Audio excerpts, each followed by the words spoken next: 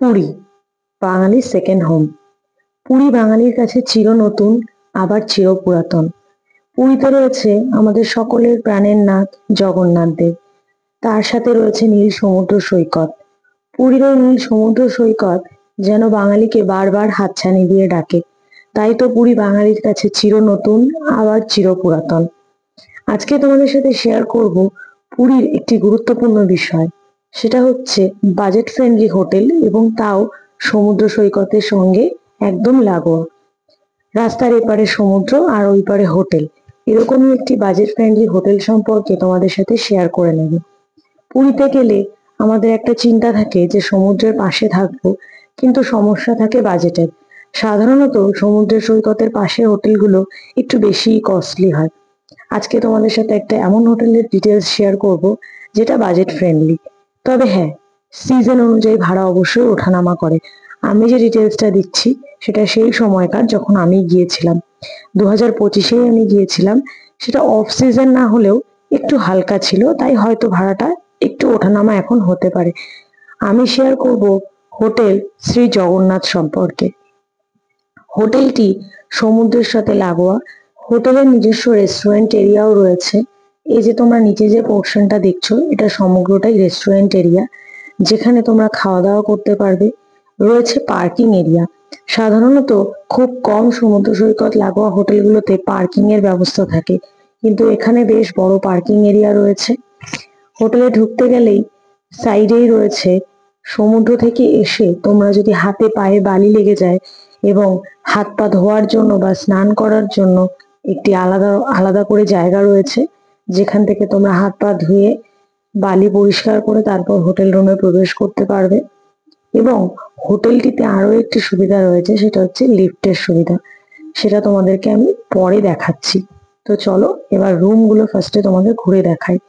তো এই যে একদম ফ্রন্ট থেকে তোমাদের দেখিয়ে দিচ্ছি, দেখতেই পাচ্ছ কত বড় পার্কিং এরিয়া রয়েছে। আর ওই যে সমুদ্র সৈকত, রাস্তা, পাকা রাস্তা পার করলেই রয়েছে সমুদ্র সৈকত, সেটাও তোমাদেরকে দেখিয়ে দিলাম। ঢুকতেই যে ডান দিকের একতলা যে পোর্শনটা দেখতে পাচ্ছ, এটা হচ্ছে ওদের রেস্টুরেন্ট এরিয়া। পাশেই রয়েছে পার্কিং লট। ঢোকার সময় নাম অনুসারে প্রথমেই রয়েছে একটি খুব সুন্দর ছোট্ট মতন শ্রী জগন্নাথ দেবের মন্দির। তোমরা ঢুকলেই এখানে দেখতে পাবে বাঁদিকে একটি ছোট্ট মন্দির রয়েছে, যেখানে নিত্য পুজো হয়। কিন্তু আমি যখন ভিডিও করছিলাম তখন ঠাকুর মশাই না আসায় মন্দিরটা খোলা ছিল না। তো তোমাদের সাইড থেকেই প্রভু জগন্নাথ দেবকে দর্শন করাচ্ছি। খুব সুন্দর মন্দিরটি রয়েছে ছোট্টর মধ্যে। তো এবার চলো তোমাদেরকে রুম গুলো দেখাই। আমরা নিয়েছিলাম 4টে রুম। আমরা যেহেতু ফ্যামিলি গিয়েছিলাম, তাই জন্য আমরা সমস্ত রুম গ্রাউন্ড ফ্লোরে নিয়েছিলাম, কারণ আমাদের সাথে ছিল বয়স্ক মানুষ। তাই জন্য আমরা সবগুলো রুম গ্রাউন্ড ফ্লোরেই নিই। গ্রাউন্ড ফ্লোর ছাড়াও এখানে বাকি দুটো ফ্লোরেও রুম রয়েছে। রয়েছে ব্যালকনি, যেখান থেকে বসে তোমরা সমুদ্র দেখতে পাবে। সুযোগ হলে তোমাদের একটা উপরের রুমও দেখাবো, যদি রুম ফাঁকা থাকে। তো চলো এবার আমরা যে রুমগুলো নিয়েছিলাম সেগুলো তোমাদের ঘুরে দেখাই। তো আমরা এই 4টে রুম নিয়েছিলাম পরপর। তো এই রুমগুলোর মধ্যে আমরা যে রুমে ছিলাম সেই রুমটা তোমাদের এবার দেখাবো। রুমগুলো ছোট, ছিমছাম, খুব বেশি লাক্সুরিয়াস নয়। তবে হ্যাঁ, বেসিক নিডস আছে, পরিষ্কার পরিচ্ছন্নতা আছে, যেটুকু প্রয়োজন সেটুকু আছে। তবে খুব বেশি এক্সপেকটেশন না রাখাই ভালো। তো রুমে প্রবেশ করলেই দেখতে পাচ্ছ ফার্স্টেই রয়েছে একটা খাট, যেখানে 3জন এবং বাচ্চা নিয়ে থাকলে 4জন আরামসেই শোয়া যাবে। তার পাশেই রয়েছে একটা ছোট্ট টেবিল। রুমের ওপরটা দেখলে বোঝা যায় যে এটা একটা পুরোনো দিনের রুম, যেটাকে নতুন করে রং করা হয়েছে, নতুন করে মেঝেতে টাইলস বসিয়ে রেনোভেট করা হয়েছে। রুমগুলো খুব ঝাঁ চকচকে নয়, কিন্তু একেবারে ড্যাম বা একেবারে স্যাঁতস্যাঁতেও নয়, মোটামুটি ঠিক আছে। রুমের সাইজ অ্যাভারেজ, খুব বড়ও নয় আবার একেবারে গুমটিও নয়। প্রথমেই রয়েছে সামনে একটা মিরর। এই মিররটার সাথেই রয়েছে একটা টেবিলের মতন ব্যবস্থা, যেখানে সবকিছু তোমরা রাখতে পারবে। নিচে একটা ডাস্টবিন এবং ছোট্ট টি টেবিল দেওয়া। একটা টিভি রয়েছে, তার সাথে রয়েছে 3 জায়গায় চার্জিং পয়েন্ট। এবার তোমাদের ওয়াশরুমটা দেখাই। ওয়াশরুমে রয়েছে একটা বড় সাইজের মিরর, রয়েছে একটা বেসিন, তাছাড়া রয়েছে কোমোড, গিজার, জলের ব্যবস্থা, জামা কাপড়ের র্যাক। আর সব থেকে বড় কথা, বাথরুমটা পরিষ্কার পরিচ্ছন্ন ছিল এবং যথেষ্ট বড় ছিল, খুব একটা অসুবিধা হওয়ার কথা নয়। তো বাথরুমে তোমরা দেখতেই পাচ্ছ পরিস্থিতি, পরিষ্কার পরিচ্ছন্ন। এবং রুম থেকে বেরিয়ে এই যে রুমের মধ্যে মানে বাথরুম থেকে বেরিয়ে যে রুমের মধ্যে যে জায়গাটা রয়েছে, সেখানটাতে একটা ছোট্ট এরকম ওয়ার্ড্রপ দেওয়া রয়েছে, যেটা আমরা খুলিও নি, ইউজও করিনি। এই ওয়ার্ড্রপটাই আমার সব থেকে খারাপ লেগেছে। রুমে সবকিছু ঠিক ছিল, বাট ওয়ার্ড্রপটা খুবই পুরোনো দিনের। যাই হোক, 3খানা চার্জিং পয়েন্ট রয়েছে, বিছানার সাথে একটা এবং দরজার দুপাশে দুটো। আর সবগুলোই ওয়ার্কিং, কোনোটাতেই অসুবিধা হয়নি। বেরোলেই রয়েছে লিফটের ব্যবস্থা। তো এই যে তোমরা দেখতেই পাচ্ছ, আমাদের রুমের ঠিক সামনেই এই লিফটটা ছিল এবং লিফটটা যে ওয়ার্কিং সেটাও তোমাদেরকে আমি দেখিয়ে দিচ্ছি। এটা হচ্ছে হোটেলের রাতের ভিউ। এই যে তোমরা দেখতেই পাচ্ছ লিফটে লাইট জ্বলছে।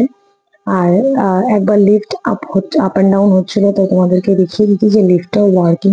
দেখতেই পাচ্ছ লিফটে করে আমি অনেক বয়স্ক মানুষদের দেখছিলাম, যারা হয়তো উপরে রুম নিয়েছে, তারা লিফটে যাতায়াত করছিল। তো এই একটা সুবিধা এই হোটেলে রয়েছে যে তোমরা এখানে লিফট পেয়ে যাবে। আর একটা রয়েছে কমন ব্যালকনি টাইপের। এটা হচ্ছে আমাদের যে রেস্টুরেন্ট এরিয়াটা, সেটার উপরে যে ছাদটা, সেখান থেকে খুব সুন্দর ভিউ দেখা যায়। প্রথমত এখানে তোমরা স্নান করে জামা কাপড় শুকাতে পারবে, তার জন্য খুব সুন্দরভাবে দড়ি টানিয়ে দেওয়া রয়েছে। আর রাতের বেলা তোমরা এখানে বসে সমুদ্র সৈকতের ভিউ খুব সুন্দর করে এনজয় করতে পারবে। তো দেখতেই পাচ্ছ এখান থেকে পুরীর বিচ মার্কেট খুব সুন্দরভাবে দেখা যাচ্ছে, আর দেখতেও খুব ভালো লাগছে। তো তোমরা চাইলে সন্ধ্যাবেলা এখানটায় বসেও এনজয় করতে পারো। রেস্টুরেন্ট থেকে চাইলে কফি বা চা আনিয়ে এখানটায় বসেও খেতে পারো, সমুদ্রের ভিউ এনজয় করতে করতে। আশা করছি তোমাদের ভালোই লাগবে। এবার দেখা যাক যে রুমের রেন্ট কত। এখানে রুম ভাড়া শুরু হয় 1100 টাকা থেকে একদম আপ টু 2000 টাকা পর্যন্ত।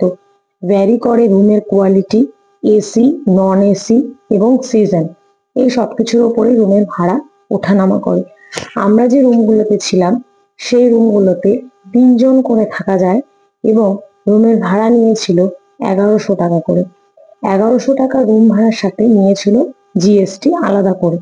কিন্তু আমরা যেহেতু ক্যাশ পেমেন্ট করেছিলাম 4খানা রুমের একসাথে, এবং অনেক বলার পরে ওনারা জিএসটিটা আমাদেরকে ডিসকাউন্ট দিয়েছিল, মানে জিএসটির যে প্রাইসটা সেটা আমাদের ডিসকাউন্ট দিয়েছিল। তোমাদেরকে বলে রাখি, পুরীর প্রত্যেকটি হোটেলে কিন্তু বার্গেনিং হয়। ওনারা আমাদের কাছে রুম ভাড়া চেয়েছিল 1400 টাকা, আমরা 1000 টাকা বলি এবং সেখান থেকে 1100 টাকায় শেষ পর্যন্ত আমরা ডিল ফাইনাল করি।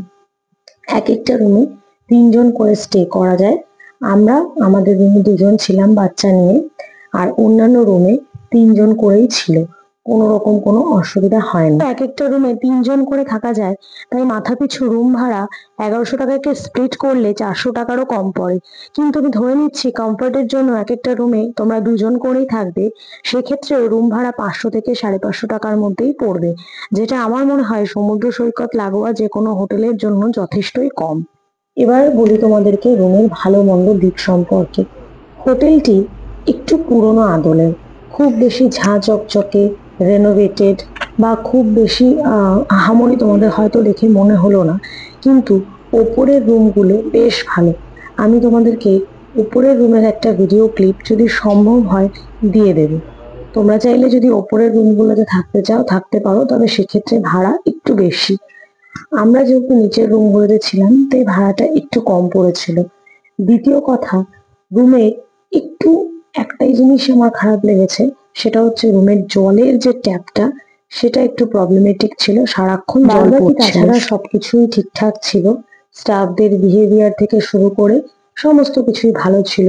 রুমে ঢোকার সাথে সাথেই ওনারা পরিষ্কার বেডশিট পেতে দিয়ে গিয়েছিল, পরিষ্কার টাওয়াল দিয়ে গিয়েছিল, এবং যেটা কমপ্লিমেন্টারি সোপ অ্যান্ড শ্যাম্পু থাকে সেগুলো তো ওনারা আমাদের ইউজের জন্য দিয়ে গিয়েছিল। আমাদের যা কিছু প্রয়োজন হয়েছিল, আমরা স্টাফদের যদি কিছু জিজ্ঞেস করেছিলাম, ওনারা ঠিকঠাক করে আমাদের হেল্পও করেছিল। একটা রুম আমাদের ইমিডিয়েট দরকার ছিল। আমরা যখন চেক ইন করেছিলাম একটা রুমের একটু প্রবলেম ছিল, তো সেটা বলার ওনারা রুমটা চেঞ্জও করে দিয়েছিল। তো সবকিছু মিলিয়ে স্টাফদের বিহেভিয়ার আমার ভীষণ ভালো লেগেছে। এবার তোমাদেরকে বলে দিই কোথায় রয়েছে হোটেল শ্রী জগন্নাথ। স্বর্গদ্বার ছাড়িয়ে এসে বেশ কিছুটা এগিয়ে আসার পর হোটেল ক্যামেলিয়া রয়েছে, যেটা খুবই বড় এবং একটি নামকরা হোটেল। এই হোটেল ক্যামেলিয়ার ঠিক পাশেই রয়েছে হোটেল শ্রী জগন্নাথ। তো তোমাদেরকে বলেছিলাম যে ওপরে যদি কোনো রুম ফাঁকা থাকে তো তোমাদেরকে দেখাবো। তো এই একটা রুমের ছোট্ট একটা ভিডিও ক্লিপ আমি তোমাদের সাথে শেয়ার করে দিচ্ছি। এটা একটা উপরের রুম, আমি ওনাদেরকে বলে এই উপরের রুমটা ভিডিও করেছিলাম। তো দেখতেই পাচ্ছ উপরের রুমের কন্ডিশন গুলো কিন্তু নিচের রুমের থেকে অনেক বেশি ভালো। সেক্ষেত্রে উপরের রুমের ভাড়াও একটু বেশি। উপরের রুমগুলোর ভাড়া প্রায় 1500 থেকে 1800 টাকা, 2000 টাকা পর্যন্ত রয়েছে। তো বর্তমানে হোটেল পাওয়া সমুদ্র সৈকতের সাথে একদম লাগোয়া এত কম বাজেটে সত্যি ডিফিকাল্ট। কারণ আমরা আরো 5টা হোটেল ঘোরার পরেই এখানটা রুম নিয়েছিলাম, আর 5টা হোটেলের বাজেট এর থেকে অবশ্যই বেশি ছিল। তো আমার মনে হলো বাজেটে এটা একটা খুবই ভালো অপশন।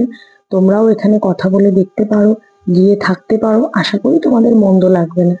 তবে হ্যাঁ, একটা কথা সবসময় আমি বলি, সিজন অনুযায়ী ভাড়া অবশ্যই ওঠানামা করে। আমরা যে ভাড়ায় ছিলাম তোমরা সেই ভাড়া নাও পেতে পারো, তার থেকে কমও পেতে পারো, আবার বেশিও পেতে পারো। এটা সম্পূর্ণ ভ্যারি করে সিজনের উপরে এবং কত লোক সেই সময় থাকছে বা না থাকছে, রুম আছে কি না আছে তার উপর। তো আশা করি ভিডিওটি তোমাদের ভালো লেগেছে। যদি ভালো লেগে থাকে, হেল্পফুল মনে হয়ে থাকে, তাহলে চ্যানেলটাকে সাবস্ক্রাইব করতে ভুলো না, ভিডিওটাকে লাইক করতে ভুলো না। আজকের জন্য এই অবধি, দেখা হবে আবার অন্য কোনো ভিডিওতে। সকলে ভালো থেকো, সুস্থ থেকো, আনন্দে থেকো আর ঘুরতে থেকো। টাটা।